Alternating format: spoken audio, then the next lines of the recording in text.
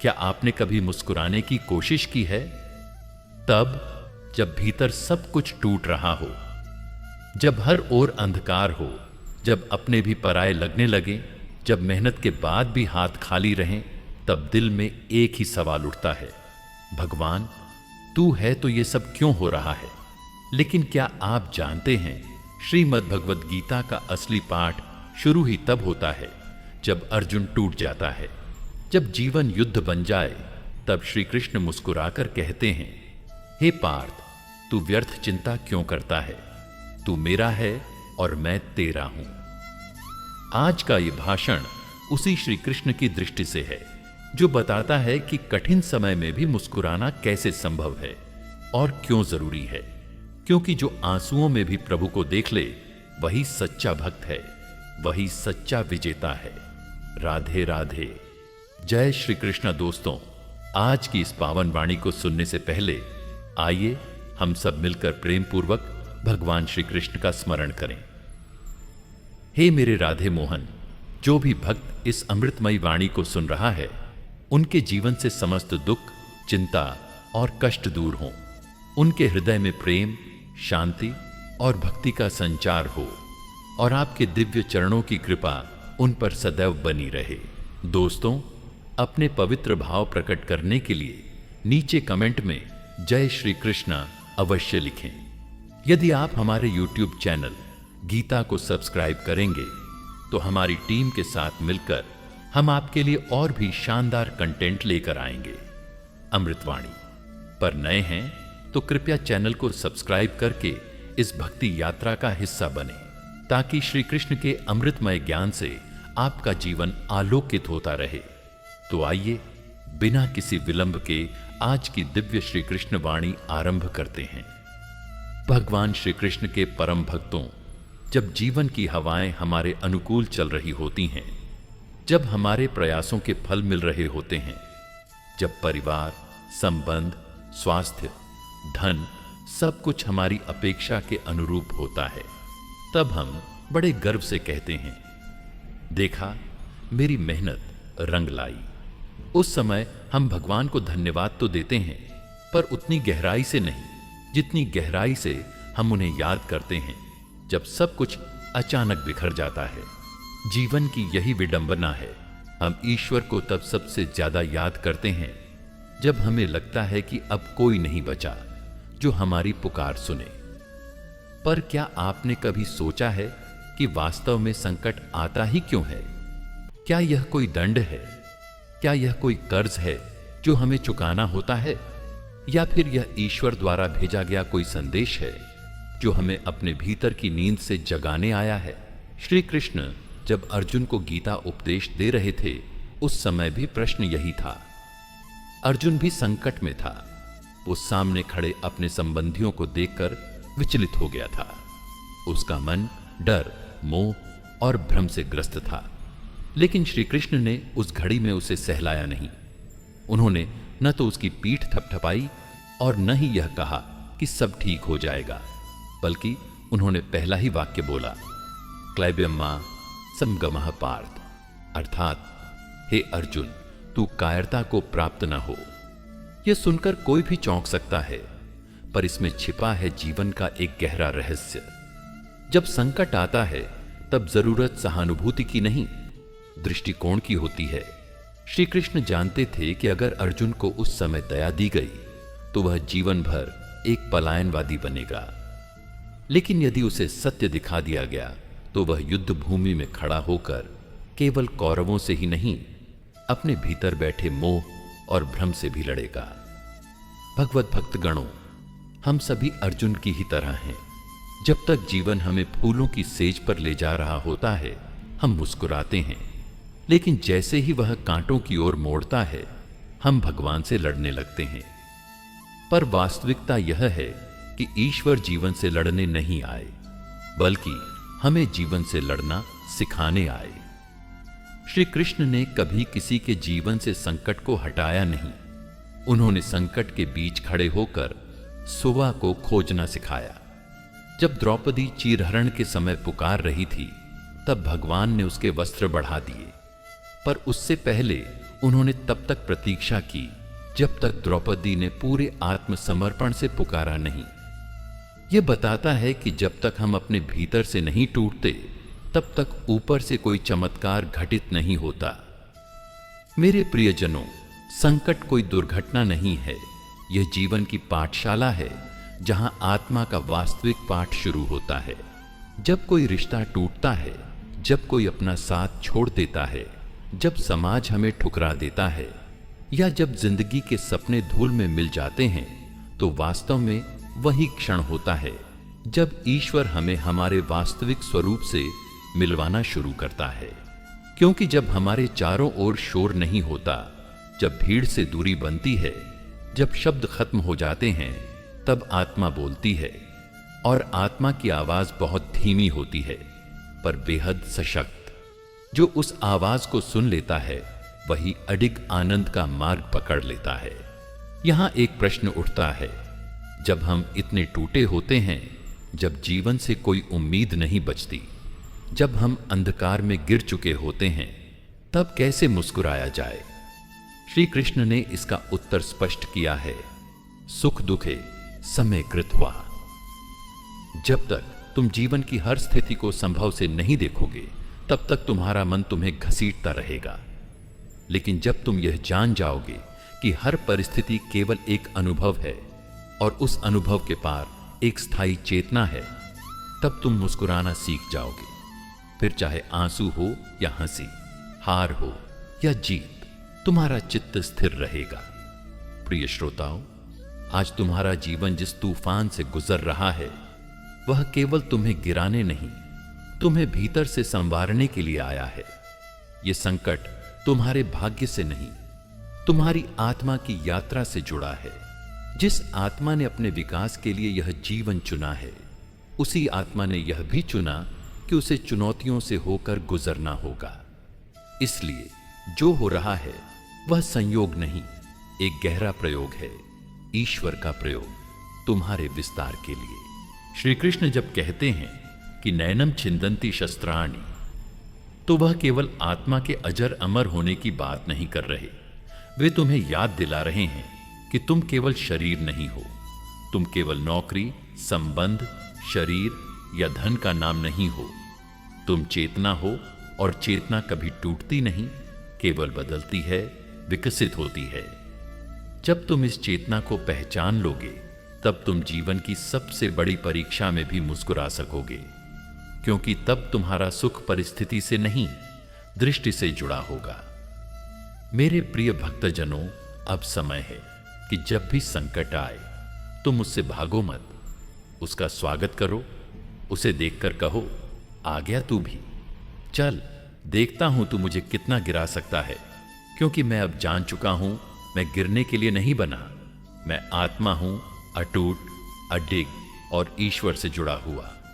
और जब तुम्हारे भीतर यह आत्मिक हिम्मत जागेगी, तब जीवन की सबसे बड़ी आंधी भी तुम्हें हिला नहीं पाएगी, क्योंकि तब तुम्हारा केंद्र तुम्हारे बाहर नहीं, तुम्हारे भीतर होगा।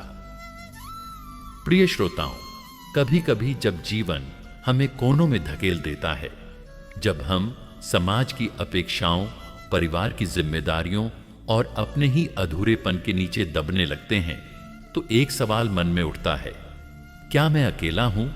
और उस सवाल का जवाब हमें कोई नहीं देता, सिवाय उस मौन के जो भीतर गूंजता है। उस मौन में, उस गहराई में जो हमारी आत्मा का मूल है, वहीं कहीं छिपा होता है वह उत्तर, नहीं, तू अकेला नहीं है, तू ही तो भगवान है। यह बात सुनने में बहुत बड़ी लगती है, लेकिन सच यही है। जिस दिन तुम यह जान जाते हो कि ईश्वर बाहर नहीं, भीतर है, उस दिन से संकट तुम्हें छू नहीं पाते, क्योंकि तब तुम्हारा सहारा संसार नहीं, तुम्हारी अपनी आत्मा बन जाती है। श्री कृष्ण ने गीता में कहा, ईश्वर सर्वभूतानां हृदयेषु अर्जुन तिष्ठति, अर्थात हे अर्जुन, ईश्वर प्रत्येक जीव के हृदय में स्थित हैं। अब सोचो, जब भगवान स्वयं कह रहे हैं कि वो तुम्हारे भीतर हैं, तो फिर तुम क्यों बार बार बाहर खोजते हो? क्यों किसी मंदिर की घंटियों, किसी गुरु की उपस्थिति या किसी चमत्कारिक पल की प्रतीक्षा करते हो? क्या तुम्हें यह एहसास नहीं हुआ कि तुम्हारी सांसों के बीच, हर धड़कन में, हर आंसू की नमी में भी वही छिपे हैं? लेकिन अफसोस, हमें बाहर की दुनिया ने इतना व्यस्त कर दिया है कि हम अपने भीतर की इस विराट सत्ता को पहचान ही नहीं पाए। मेरे प्रियजनों, कई बार तुम खुद से पूछते हो, मैं इतना टूटा क्यों हूं? लेकिन शायद तुमने कभी यह नहीं सोचा कि तोड़ने से पहले ईश्वर भीतर की दीवारें गिराते हैं ताकि अंदर बंद पड़ा वह प्रकाश बाहर आ सके। जब तक तुम अपने मैं से चिपके रहोगे, तब तक तुम वह नहीं बन सकते जिसे ईश्वर ने सृष्टि के आरंभ में ही जागृत किया था। यह आत्मा जो तुम्हारे भीतर है, वह केवल चेतना नहीं, वह स्वयं ब्रह्म है। पर जब तक हम इस आत्मा को पहचानते नहीं, तब तक हम खुद को केवल एक शरीर, एक नाम, एक भूमिका समझते हैं, और यही सबसे बड़ा भ्रम है। श्री कृष्ण जब कुरुक्षेत्र में अर्जुन से कहते हैं, न त्वेवाहम जातु नासम, यानी मैं कभी न था ऐसा नहीं, तू कभी न था ऐसा नहीं, वह उस सत्य को दर्शा रहे हैं जो सृष्टि की आत्मा है। हम कभी जन्मे नहीं और कभी मरेंगे नहीं। हमारी आत्मा शाश्वत है, अपरिवर्तनीय है, और यही हमारा सच्चा स्वरूप है। तो फिर जब संकट आता है और हम कांपते हैं, घबराते हैं, टूटते हैं, तो क्या वह वास्तव में आत्मा टूट रही होती है? नहीं, टूटता है हमारा भ्रम, हमारी पहचान, हमारी अपेक्षाएं। आत्मा कभी नहीं टूटती।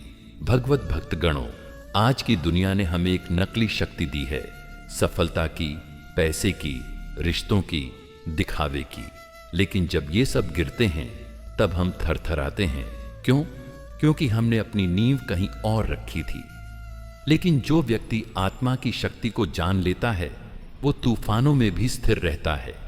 उसे न सम्मान से फर्क पड़ता है, न अपमान से, न सफलता से गर्व होता है, न असफलता से ग्लानि, क्योंकि उसे पता होता है, मैं वह नहीं हूं जो दिख रहा हूं, मैं वह हूं जो देख रहा हूं।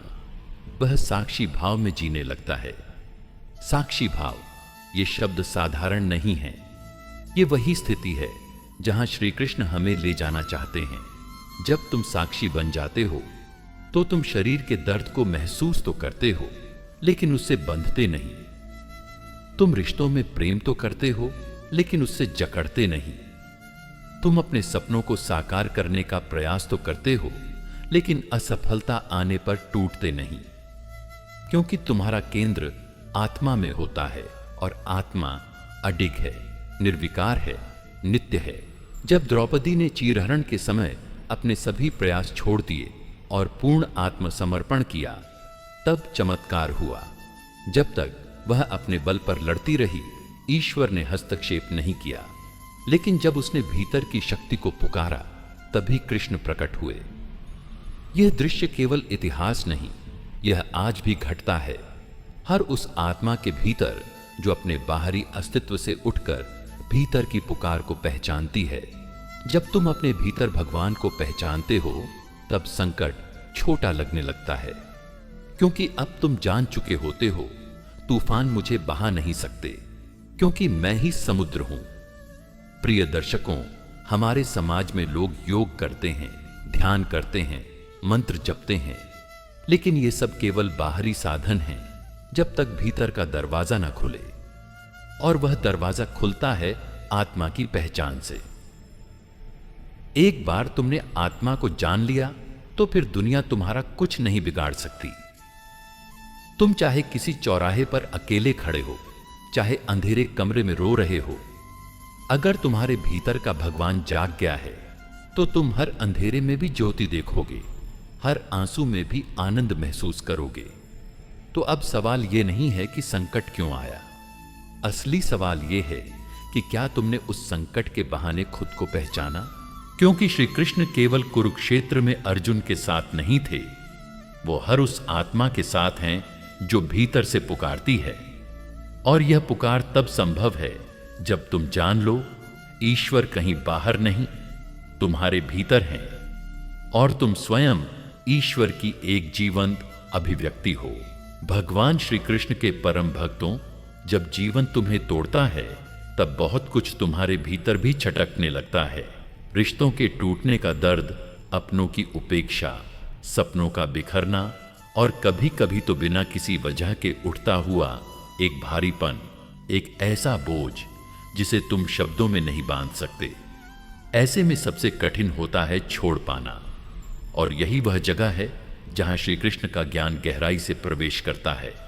वह हमें सिखाते हैं अनासक्ति का विज्ञान, जो केवल एक सिद्धांत नहीं, आत्मा की मुक्ति का वास्तविक मार्ग है।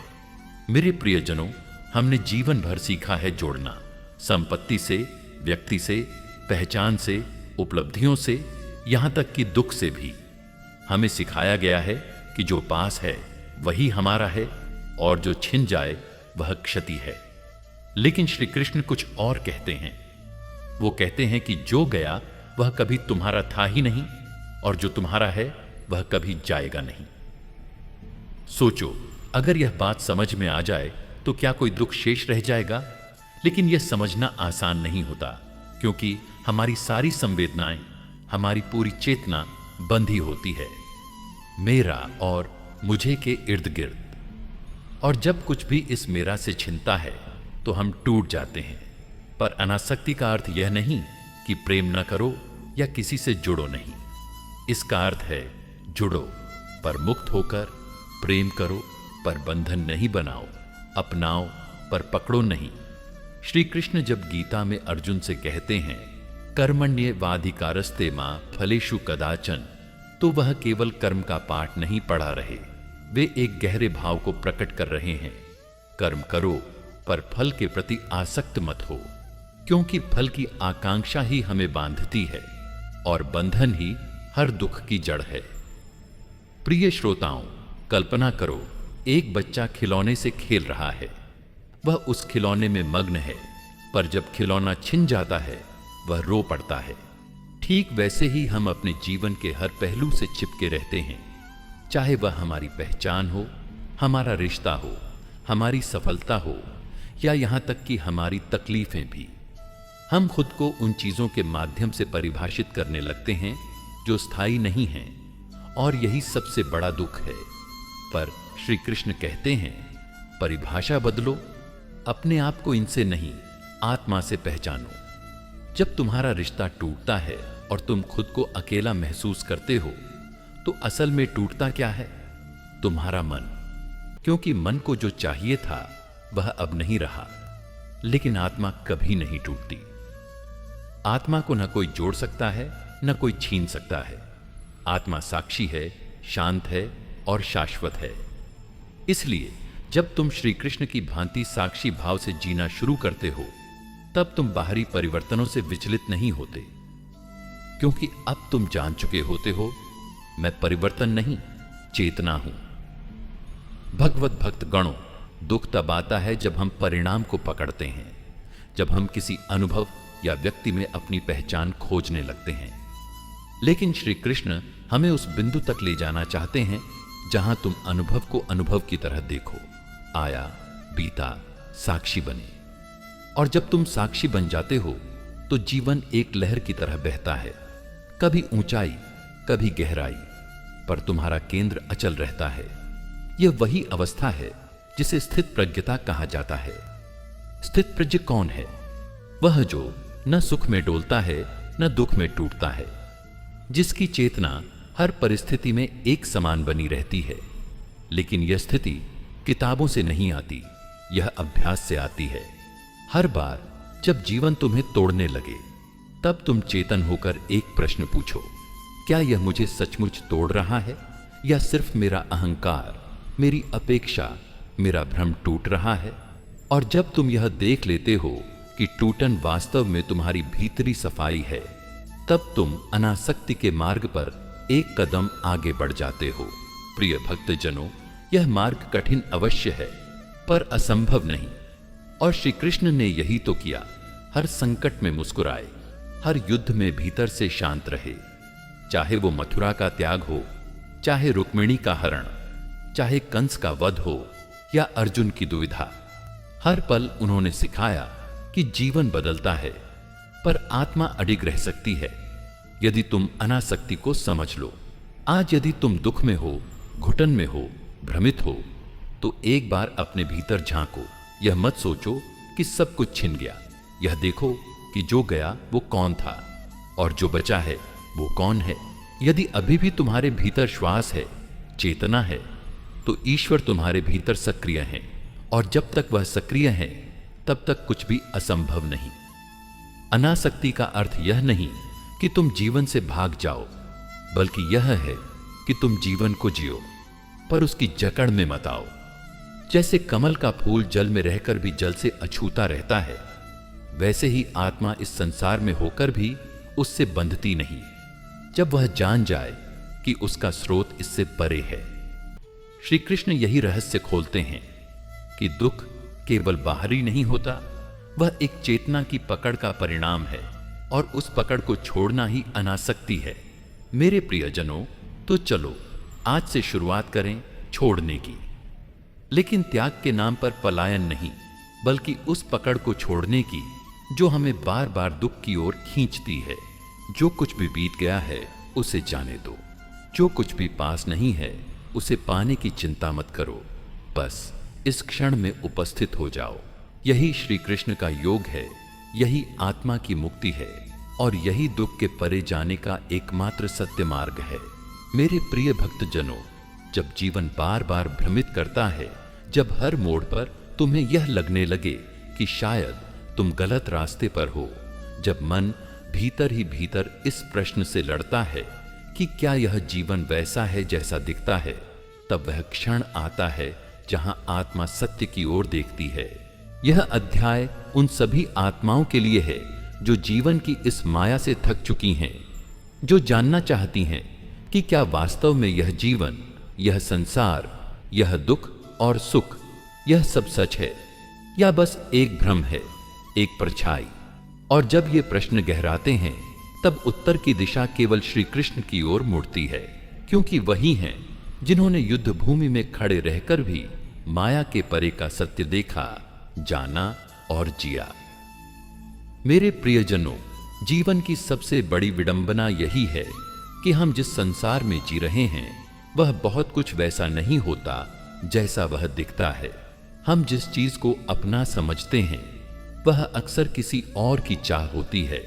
हम जिन संबंधों को आधार मानते हैं वह अस्थायी होते हैं, और हम जिन उपलब्धियों को सफलता कहते हैं वह भी समय की धूल में खो जाती है। तब प्रश्न उठता है, तो फिर सत्य क्या है? और श्री कृष्ण का उत्तर आता है, जो बदलता नहीं वही सत्य है, जो शाश्वत है वही आत्मा है, और जो आत्मा को जान जाए वह माया से परे चला जाए। माया, यह शब्द जितना सरल है उसका प्रभाव उतना ही गहरा। माया केवल भ्रम नहीं है, यह वह जाल है जिसमें पूरी दुनिया बंधी हुई है।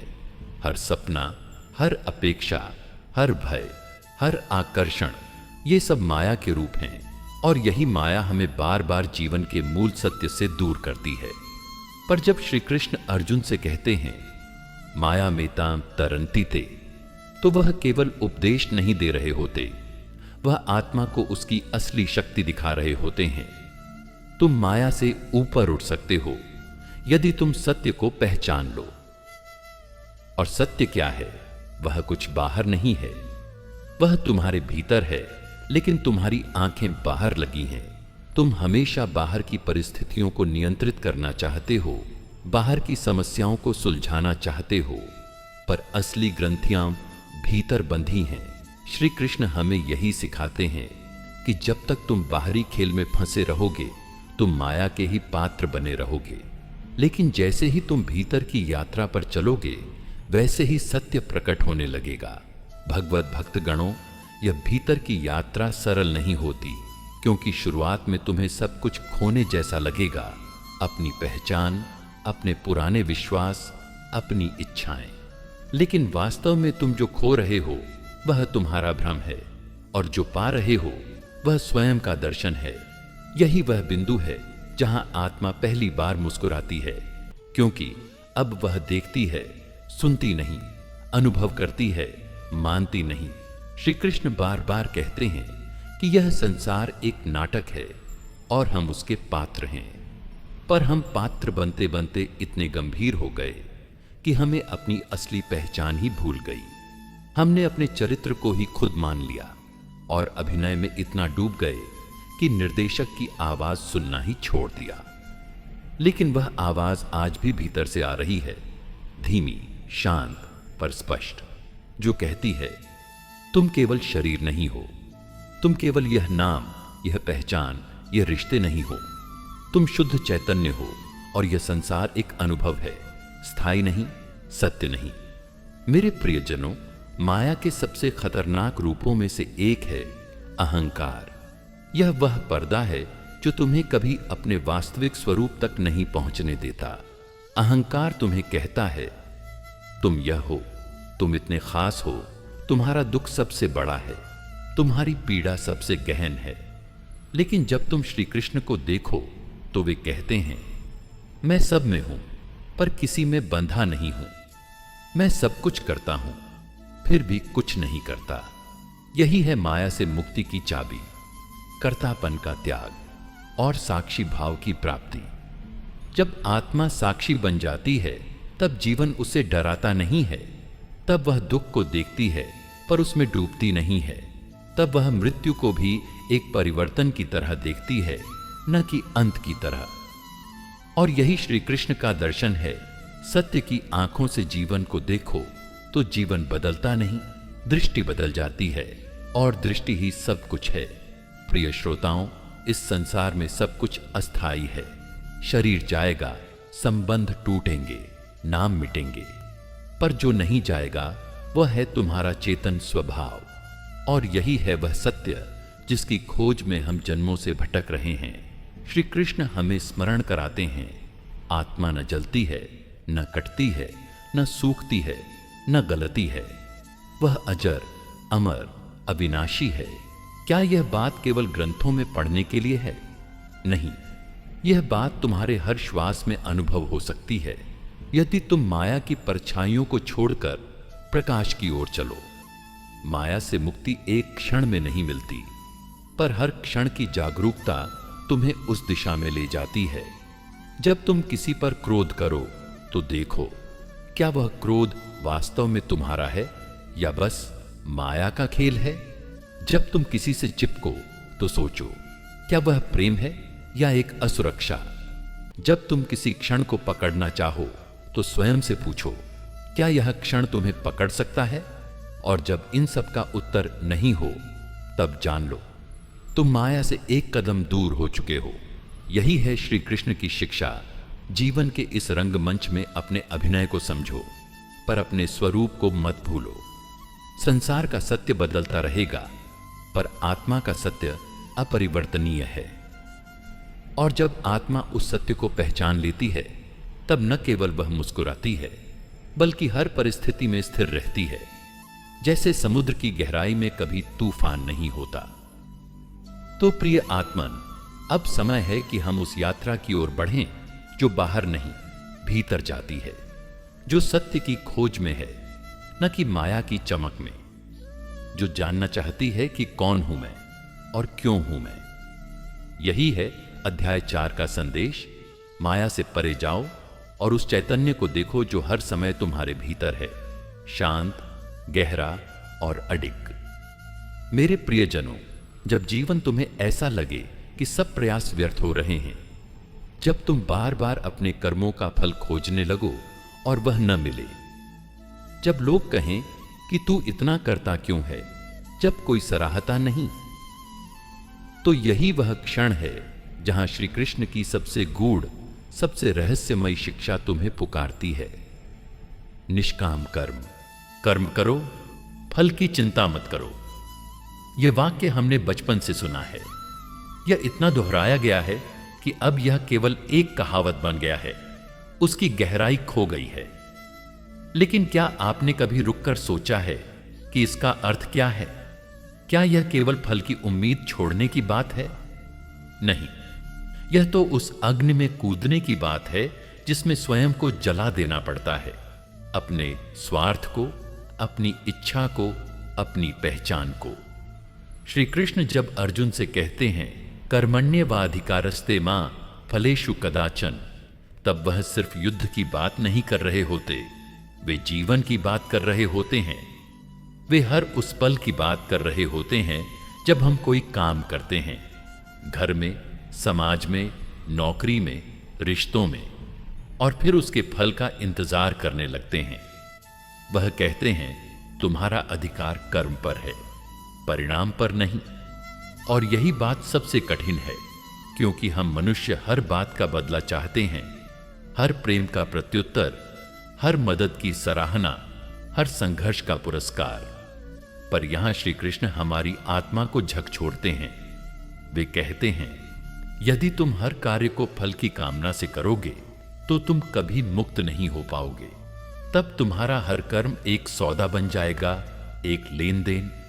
तुम अच्छा बनोगे ताकि कोई तुम्हें अच्छा कहे, तुम मेहनत करोगे ताकि कोई तुम्हें सराहे, तुम सेवा करोगे ताकि पुण्य मिले, और ऐसे में तुम अपनी ही आत्मा से दूर होते चले जाओगे।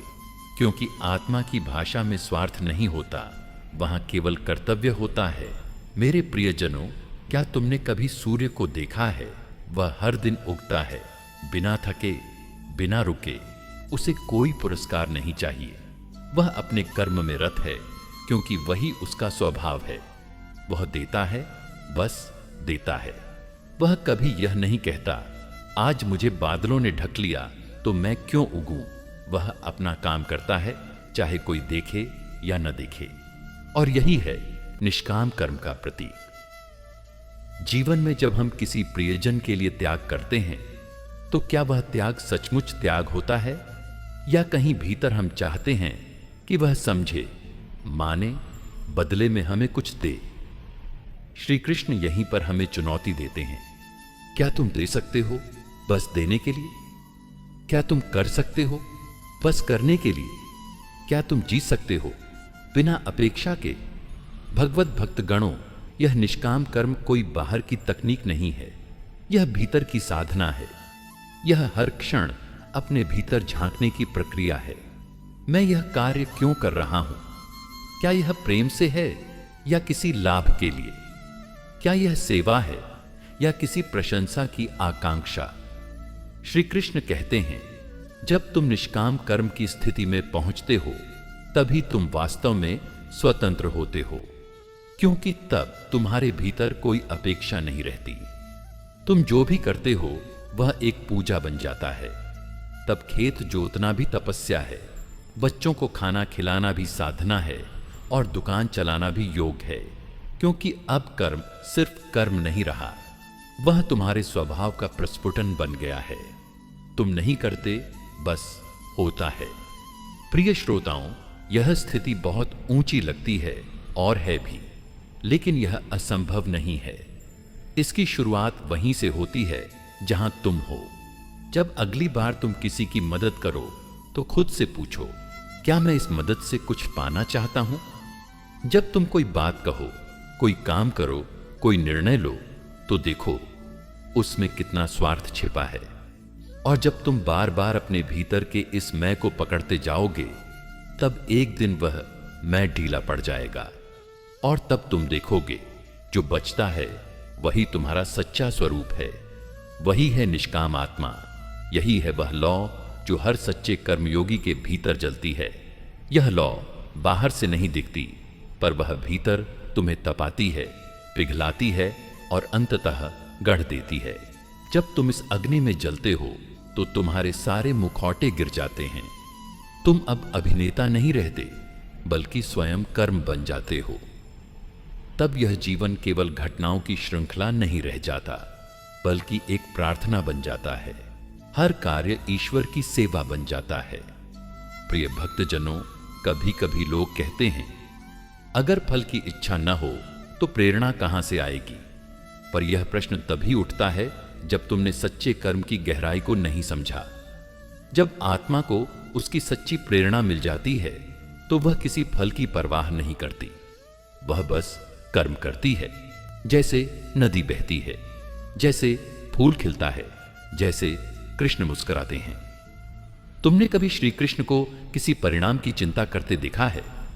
उन्होंने युद्ध में सब किया, रणनीति, प्रेरणा, चेतावनी, पर कभी यह नहीं कहा कि मुझे इसका परिणाम कैसा चाहिए। उन्होंने केवल अपने धर्म का पालन किया, और यही धर्म जब फल की इच्छा से मुक्त होता है तब वह परम धर्म बन जाता है।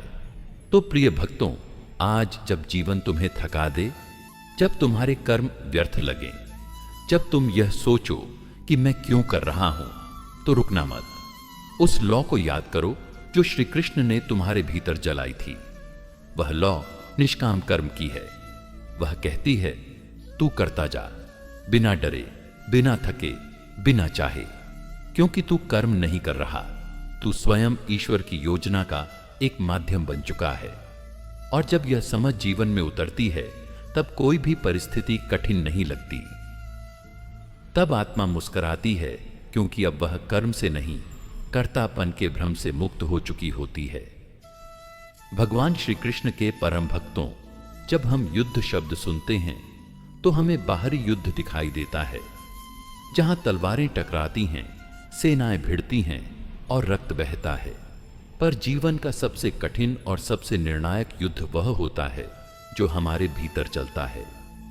वहां कोई ताली नहीं बजती, वहां कोई रणभूमि नहीं दिखाई देती, वहां कोई शत्रु सामने खड़ा नहीं होता, क्योंकि वह शत्रु हम ही होते हैं।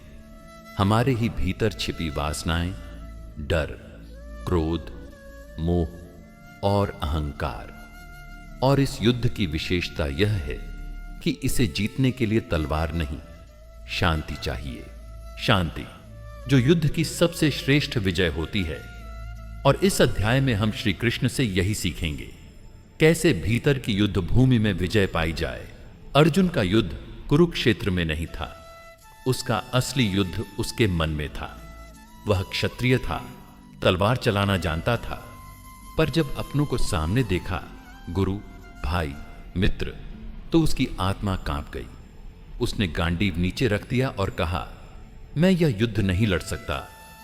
यही वह क्षण था जहां श्री कृष्ण ने उसे बताया कि सबसे बड़ा युद्ध शौर्य और बाहुबल से नहीं, बुद्धि और आत्मबल से लड़ा जाता है।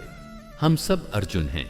हम सब की जिंदगी में ऐसे क्षण आते हैं जब हमें निर्णय लेना होता है, पर मन भ्रमित हो जाता है, जब सही और गलत धुंधले हो जाते हैं, जब हम जानते हैं कि क्या करना है पर कर नहीं पाते। क्यों? क्योंकि भीतर युद्ध छेड़ा होता है, कहीं इच्छा और विवेक के बीच, कहीं मोह और धर्म के बीच, कहीं क्रोध और क्षमा के बीच। और यही युद्ध सबसे अधिक थका देने वाला होता है, क्योंकि यह किसी एक दिन में समाप्त नहीं होता। यह हर दिन चलता है। हर सुबह जब हम आंखें खोलते हैं, यह युद्ध शुरू हो जाता है। क्या आज मैं अपने आलस्य को हरा पाऊंगा? क्या आज मैं अपनी वाणी पर संयम रख पाऊंगा? क्या आज मैं स्वार्थ से ऊपर उठकर सेवा कर पाऊंगा? यह कोई फिल्मी युद्ध नहीं, यह आत्मा की सच्ची परीक्षा है। प्रिय श्रोताओं, श्री कृष्ण हमें बताते हैं कि इस युद्ध को जीतने का शस्त्र है शांति।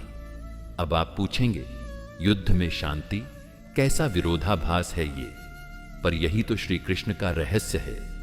वह कहते हैं, जो व्यक्ति अपनी इंद्रियों को जीत ले, अपने मन को साध ले, जो भीतर स्थिर और संतुलित हो जाए, वही सच्चा योद्धा है। श्री कृष्ण के अनुसार सबसे बड़ा शत्रु बाहर नहीं, हमारे भीतर है। अविवेक, अधीरता और असंयम। और शांति वह अवस्था है जहां ये सारे शत्रु हार जाते हैं। अब प्रश्न उठता है, इस शांति को प्राप्त कैसे करें? पहला कदम है स्वीकृति। जब तक हम यह नहीं स्वीकारते कि हमारे भीतर युद्ध चल रहा है, तब तक हम उसकी दिशा में कोई प्रयास नहीं कर सकते। हम अपने क्रोध को स्वभाव कहकर टाल देते हैं, अपनी वासनाओं को जरूरत कहकर छिपा लेते हैं, अपने अहंकार को आत्मसम्मान का नाम दे देते हैं। पर जब तक हम ईमानदारी से नहीं कहेंगे कि हां, मैं टूटा हुआ हूं, मैं संघर्ष कर रहा हूं, मेरे भीतर द्वंद्व है, तब तक शांति की ओर पहला कदम भी नहीं उठेगा। श्री कृष्ण अर्जुन से कहते हैं, तुम्हारा मन डगमगा रहा है, यह सामान्य है, पर इसी क्षण में तुम्हें अपने भीतर उतरना है और सत्य को देखना है। दूसरा कदम है निरंतर आत्मनिरीक्षण। हम बाहर की दुनिया को देखते रहते हैं, लोग क्या कह रहे हैं, क्या सोच रहे हैं, क्या कर रहे हैं, पर खुद को देखने का समय नहीं निकालते। श्री कृष्ण कहते हैं, जो मनुष्य हर रात अपने दिन का लेखा जोखा करता है, वह धीरे धीरे अपने भीतर के युद्ध को समझने लगता है। उसने कहां अपनी वाणी खोई, कहां अपने धैर्य को गिरवी रख दिया, कहां मुंह में बह गया। यह देखना ही आत्मनिरीक्षण है। यह सरल नहीं है, क्योंकि हमें अपनी कमजोरी देखना अच्छा नहीं लगता, पर जब आप इस अभ्यास को नियमित करेंगे, तब आप देखेंगे कि आपके भीतर का शत्रु धीरे धीरे कमजोर हो रहा है। तीसरा कदम है सात्विक जीवन शैली।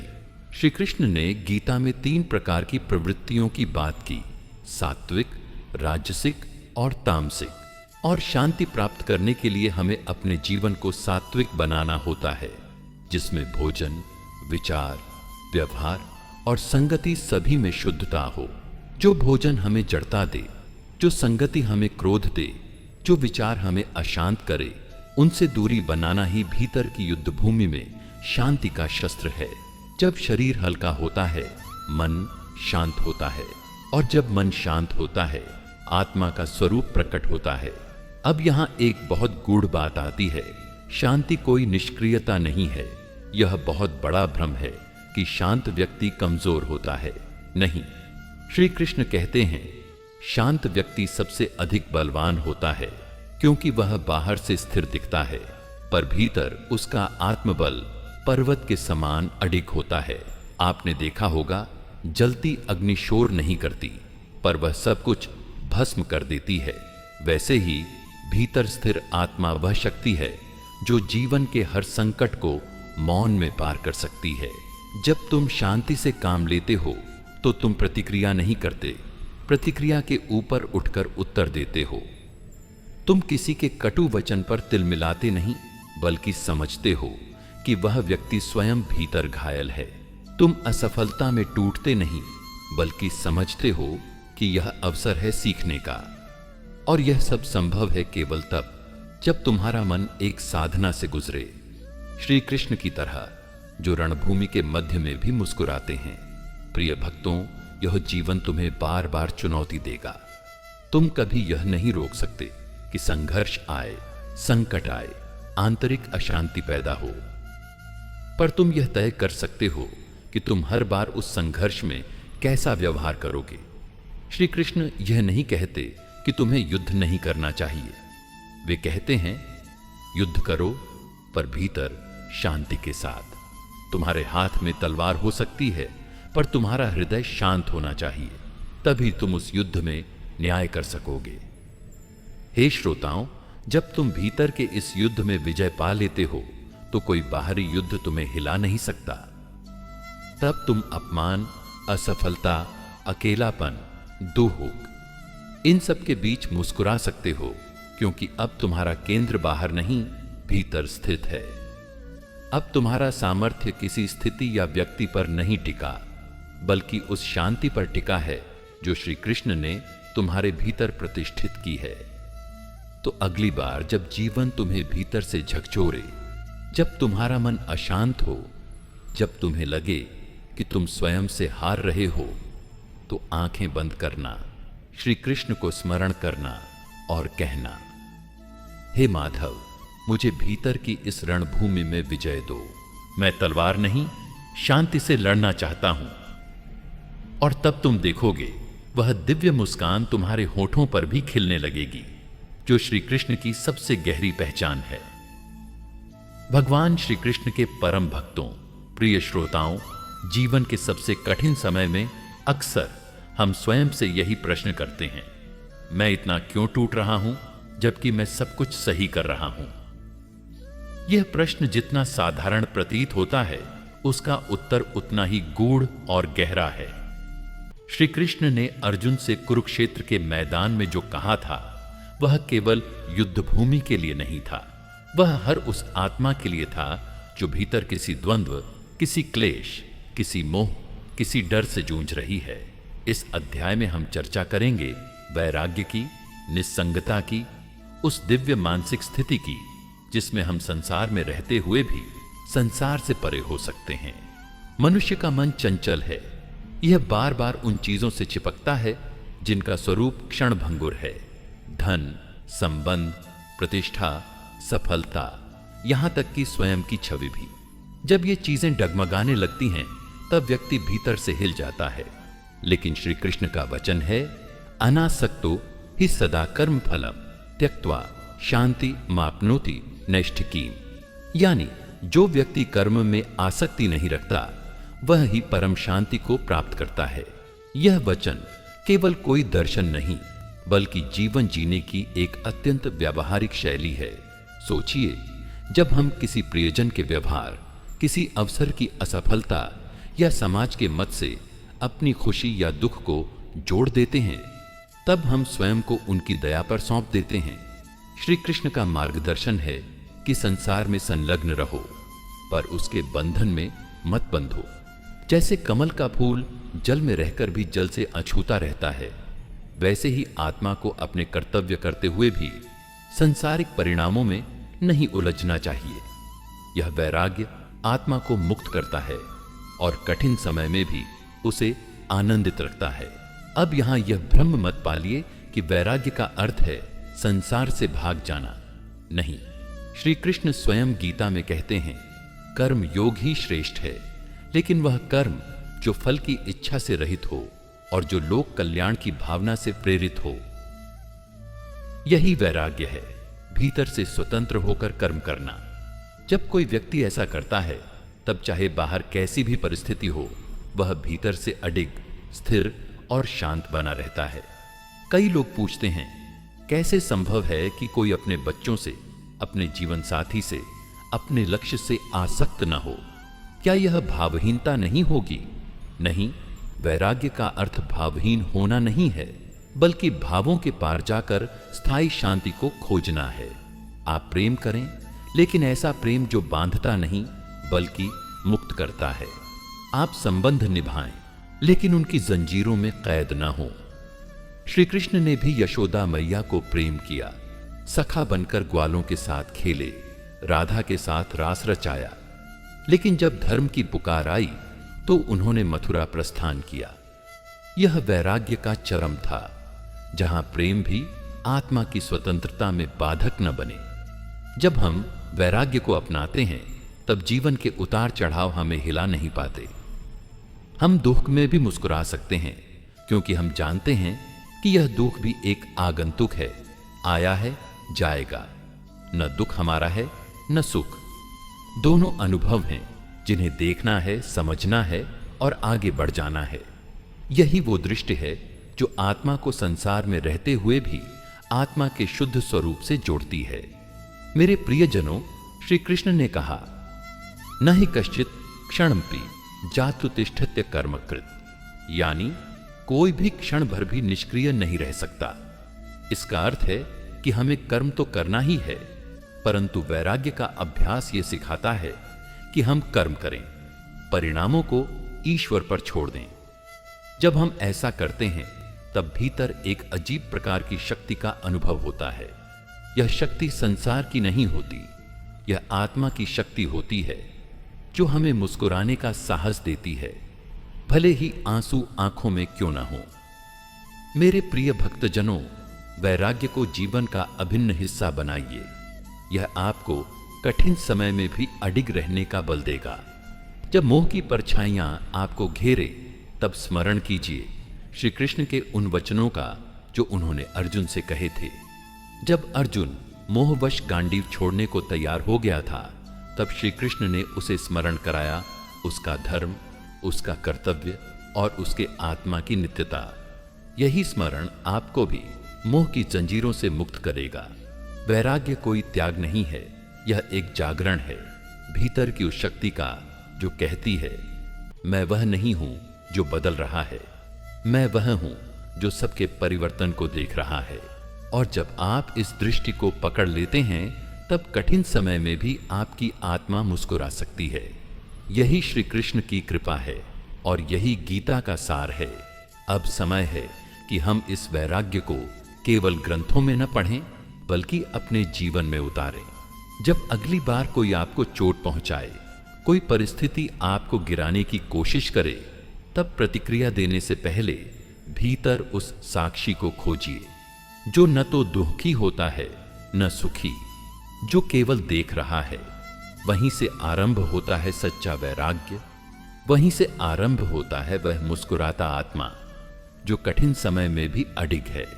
हे मेरे श्रोताओं, जब जीवन में कठिनाइयां दस्तक देती हैं, तब बाहरी संसार की चहल पहल धीमी हो जाती है और एक आंतरिक नीरवता हमारे भीतर उतरने लगती है। यही वह क्षण होता है जब अंतरात्मा की धीमी परंतु अडिग पुकार सुनाई देती है। परंतु अक्सर हम उस स्वर को अनसुना कर देते हैं या उसे अपने भ्रम, भय और बाहरी शोर में दबा देते हैं।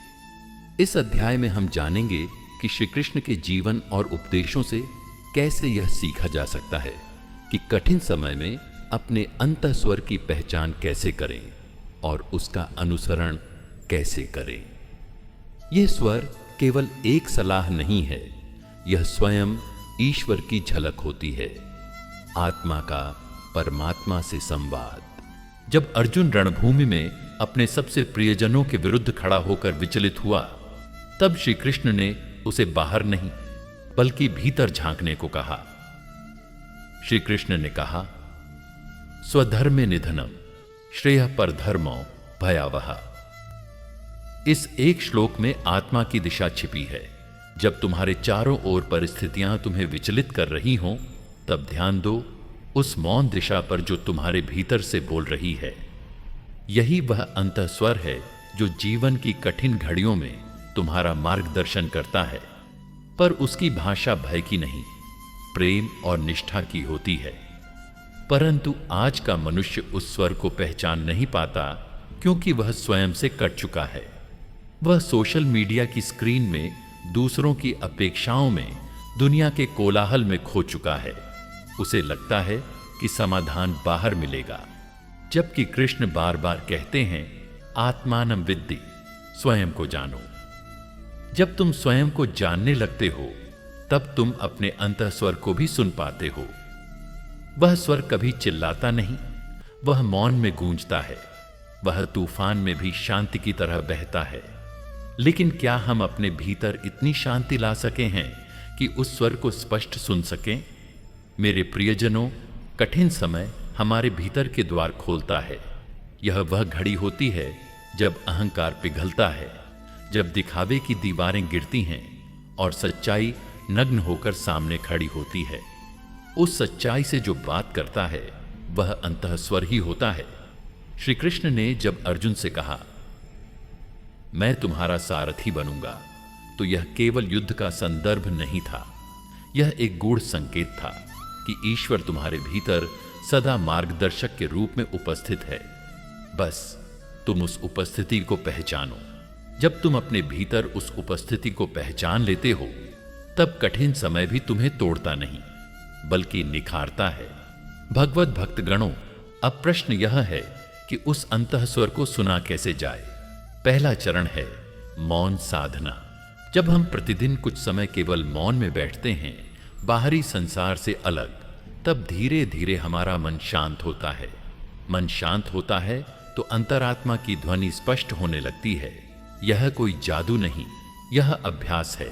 श्री कृष्ण ने गीता में कहा, योगस्थ कुरु कर्माणि। योगस्थ अर्थात भीतर से जुड़ा हुआ, संतुलित, सजग। जब हम भीतर स्थिर होते हैं, तभी बाहर की अस्थिरता हमें विचलित नहीं करती। दूसरा चरण है विवेक जागृत करना। अंतरात्मा की आवाज अक्सर हमारे विवेक के माध्यम से बोलती है। जब भी कोई निर्णय लेना हो, कोई राह चुननी हो, तब अपने भीतर के उस मौन विवेक से संवाद करो। वह कभी तुम्हें गलत दिशा में नहीं ले जाएगा, परंतु इसके लिए आवश्यक है कि तुम उसे अपनी इच्छाओं और लालसाओं के शोर में दबाओ नहीं। श्री कृष्ण ने स्वयं अर्जुन से कहा, काम एष क्रोध एष रजोगुण समुद्भव, यानी इच्छाएं और क्रोध ही विवेक को ढकते हैं। जब तुम अपनी वासनाओं को नियंत्रित करते हो, तब विवेक स्वच्छ हो जाता है और अंतः स्वर स्पष्ट सुनाई देता है। तीसरा चरण है आत्मविश्वास। अंतः स्वर को सुनना जितना आवश्यक है उतना ही आवश्यक है उस पर विश्वास करना। कई बार हम अपनी अंतरात्मा की बात तो सुनते हैं पर उस पर चलने का साहस नहीं कर पाते। हमें लगता है कि शायद हम गलत हों, पर श्री कृष्ण ने गीता में जो सबसे महत्वपूर्ण संदेश दिया वह यह था, न दैन्यम न पलायनम, यानी ना तो दुर्बल बनो ना ही भागो। जब तुम्हारा अंतः स्वर कहता है कि यह मार्ग सही है तो उस पर चलो, चाहे संसार कुछ भी कहे, क्योंकि अंततः वही मार्ग तुम्हें शांति और आनंद देगा। श्री कृष्ण का जीवन स्वयं इस सिद्धांत का उदाहरण है। जब वे मथुरा छोड़ द्वारका गए, जब शांति के लिए युद्ध का मार्ग चुना, जब राधा से प्रेम किया पर विवाह नहीं किया, इन सभी निर्णयों के पीछे उनका अंतःस्वर था। उन्होंने जो किया वह लोक प्रसिद्ध के लिए नहीं बल्कि धर्म और आत्म साक्षात्कार के लिए किया। और यही वे हमसे भी अपेक्षा करते हैं कि हम अपने जीवन में सही और गलत का निर्णय अपने अंतःस्वर से करें, न कि केवल सामाजिक दबावों और दुनियावी मान्यताओं से।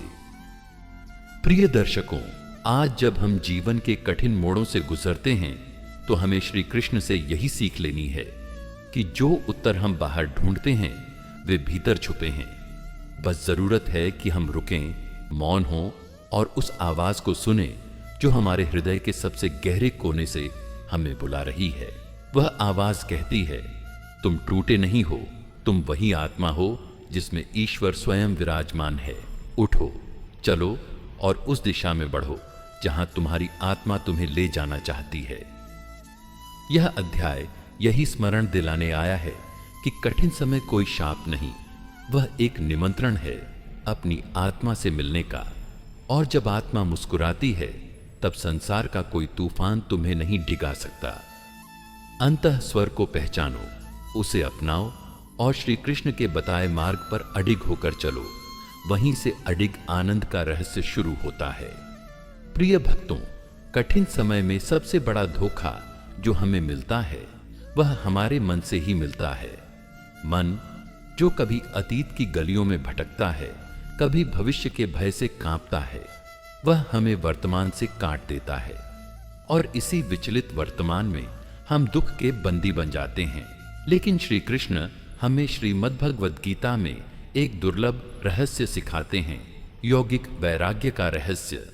यह वैराग्य संन्यास नहीं है, यह त्याग नहीं है, यह पलायन नहीं है, यह संसार में रहते हुए भी संसार से ऊपर उठने की कला है। यह वह स्थिति है जहां आप जीवन की सभी घटनाओं को, सुख दुख को, सम्मान अपमान को, लाभ हानि को ऐसे देखते हैं जैसे कोई नदी बह रही हो। आप उस नदी के किनारे बैठकर उसे देख रहे हों, लेकिन उसमें डूब नहीं रहे। श्री कृष्ण कहते हैं, अनासक्तो विषयान भुंक्तः यथार्थ विचारवान, अर्थात वह व्यक्ति जो विषयों का अनुभव करता है लेकिन उनसे आसक्त नहीं होता, वही सच्चे ज्ञान की ओर अग्रसर होता है। कठिन समय में हमारी सबसे बड़ी परीक्षा यह होती है कि हम कितने जुड़े हुए हैं अपने रिश्तों से, इच्छाओं से, अपेक्षाओं से और सबसे बढ़कर अपने अहंकार से। जब इन सब चीजों पर हमारी पकड़ होती है तो समय का जरा सा झटका भी हमें भीतर से तोड़ देता है। लेकिन यौगिक वैराग्य हमें सिखाता है कि हम सब कुछ करें लेकिन भीतर से जुड़े न रहें। जैसे कमल का फूल कीचड़ में खिलता है लेकिन कीचड़ से अछूता रहता है, वैसे ही जीवन के सारे कार्य करते हुए भी भीतर से शांत और अडिग रहना ही वैराग्य है। प्रिय श्रोताओं, कई लोग सोचते हैं कि वैराग्य का अर्थ है घर छोड़ देना, साधु बन जाना, समाज से कट जाना। लेकिन श्री कृष्ण का वैराग्य यह नहीं कहता। उनका वैराग्य अर्जुन को रणभूमि में खड़ा रखता है। वह कहते हैं, तुम युद्ध करो लेकिन मोह से मुक्त होकर। तुम्हारा कर्म ही तुम्हारा धर्म है, लेकिन उस कर्म में आसक्ति नहीं होनी चाहिए। यह उपदेश केवल अर्जुन के लिए नहीं था, यह हम सब के लिए था। जब हमारा मन जीवन के युद्ध से डरने लगे, जब हम भागना चाहें जब हम सोचें कि त्याग ही मार्ग है, तब श्री कृष्ण हमें याद दिलाते हैं कि त्याग नहीं, बल्कि सही भाव से कर्म ही मोक्ष की ओर ले जाता है। इस वैराग्य की सबसे सुंदर बात यह है कि यह हमें जीवन के हर क्षण में उपस्थित बनाता है। जब हम किसी से प्रेम करते हैं तो उस प्रेम में स्वार्थ न हो। जब हम कोई कार्य करें तो उसमें केवल फल की चिंता न हो। जब हम कोई लक्ष्य रखें तो उस लक्ष्य में अपने अस्तित्व को न खो दें। यौगिक वैराग्य का अर्थ है करना लेकिन जुड़े बिना, जीना लेकिन डूबे बिना, प्रेम करना लेकिन बांधकर नहीं। यह मार्ग कठिन है, लेकिन एक बार जिसने इसे समझ लिया उसके लिए जीवन आनंद का उत्सव बन जाता है, क्योंकि तब कोई भी परिस्थिति उसे भीतर से हिला नहीं सकती। मेरे प्रियजनों, कई बार कठिन समय में लोग पूछते हैं, क्या भगवान को हमारी परवाह नहीं? क्या वह नहीं देखता कि हम कितना सह रहे हैं? लेकिन इस वैराग्य की समझ हमें बताती है कि ईश्वर केवल देख रहा है। वह हमारी परीक्षा नहीं ले रहा, वह हमें हमारे भीतर छिपी शक्ति से परिचित करा रहा है। और जब हम उस शक्ति से जुड़ते हैं तो हमें एहसास होता है कि हम साधारण मनुष्य नहीं हैं, हम आत्मा हैं, परमात्मा का अंश। और आत्मा कभी दुखी नहीं होती, वह केवल साक्षी होती है। यही साक्षी भाव वैराग्य है, जहां आप स्वयं को परिस्थिति से अलग देखते हैं और तब वह परिस्थिति आपका कुछ नहीं बिगाड़ सकती। प्रिय दर्शकों, श्री कृष्ण का यह संदेश कि कर्म करो लेकिन फल की चिंता मत करो, केवल एक सूत्र नहीं बल्कि वैराग्य का बीज है। इस बीज को अपने जीवन में बोइए, उसे ध्यान, सेवा, प्रेम और आत्मनिरीक्षण से सींचिए। देखिए कैसे यह बीज एक ऐसे वृक्ष में बदलता है जिसकी छांव में आप न केवल स्वयं विश्राम करते हैं बल्कि औरों को भी शांति देते हैं। कठिन समय में यह वैराग्य ही आपका सहारा बनेगा, क्योंकि तब न आप भयभीत होंगे, न क्रोधित, न हताश। तब आप मुस्कुराएंगे उसी मुस्कान से जो आत्मा की गहराइयों से निकलती है। यही श्री कृष्ण की दीक्षा है, यही यौगिक वैराग्य का रहस्य है। प्रिय श्रोताओं, जीवन की यात्रा में हम अनेक बार दूसरों से प्रेम करना सीखते हैं, उनके लिए त्याग करते हैं, उनकी अपेक्षाओं को पूरा करने का प्रयास करते हैं। परंतु क्या हमने कभी स्वयं से प्रेम करना सीखा है?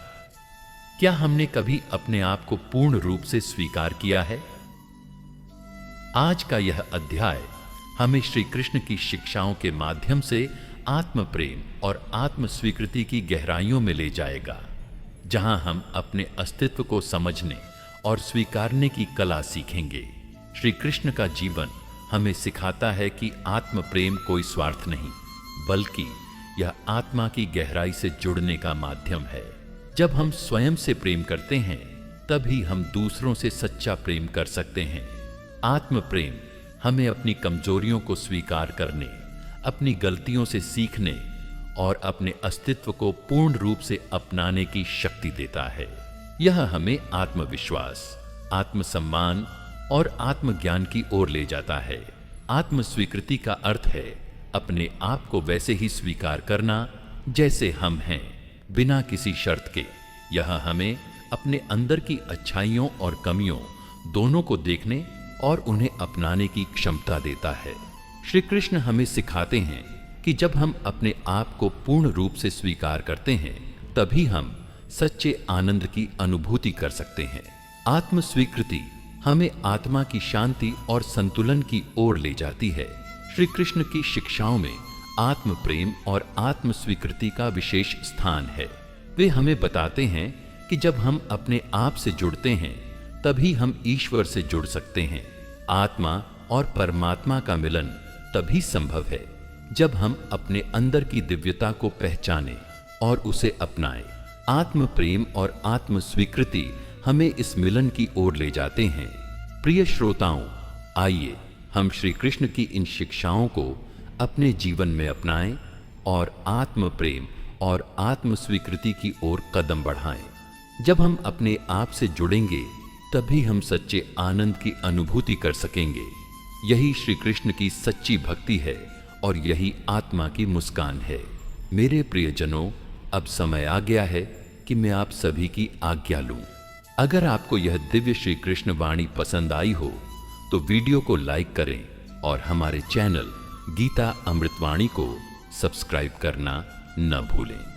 कमेंट में जय श्री राधे कृष्णा जरूर लिखें। ऐसे ही दिव्य और आध्यात्मिक ज्ञान की अमृतवाणी में डूबे रहने के लिए बेल आइकॉन जरूर दबाएं। जय श्री कृष्णा। राधे राधे।